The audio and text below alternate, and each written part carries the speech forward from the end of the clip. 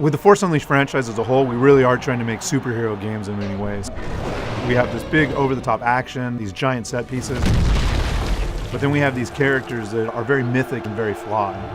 In the first Force Unleashed, we introduced a brand new character codenamed Starkiller. This was Darth Vader's secret apprentice.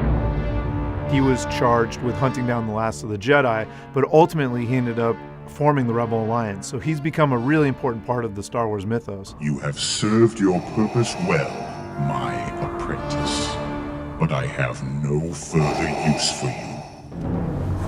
Kill him. TFU2 really picks up with him realizing that, you know what, maybe this isn't exactly correct and I need to figure out who I am, and he escapes from Vader. What happened? Where is he? He's not just a one-note villain, he is more broken than evil, and he definitely has moments of vulnerability as well. Confused, you have become. Weak and misguided. Hide not from yourself. If TFU1 was the hunt to kill stuff, TFU2 is the chase to find out who you are. Will I ever see you again? We really wanted to focus more on the main character's kind of personal journey, this notion of what it means to be a villain or a hero and to be human even. Starkiller kind of embodies that. He has all the power of a classic superhero, and then he also has this great Star Wars mythos. To have a self-identity that he's searching, but at the same time do over-the-top crazy things like crush ships and throw them against stormtroopers is something that's really unique to this experience.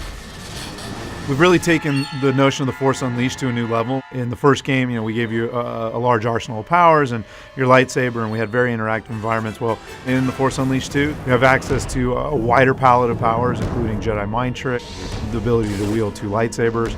We also have this new mode called Force Fury, which allows you to amp up all your powers to their kind of maximum range. Force Push might hit somebody like a cannonball, but Force Fury will take out an entire group of stormtroopers, and it is a massive kind of re-envisioning of the Force.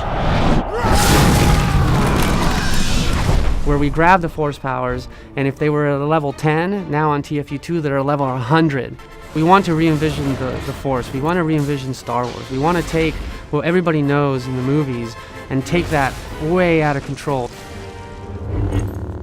In many ways, we're viewing The Force Unleashed 2 as kind of like our Empire Strikes Back. You have a purpose, a destiny. This is an even darker story than the first game, and I think fans are going to be very surprised by the way that we end Force Unleashed 2. It will cause them to look at the original trilogy in kind of a new way and leave them speculating and guessing about what might happen next.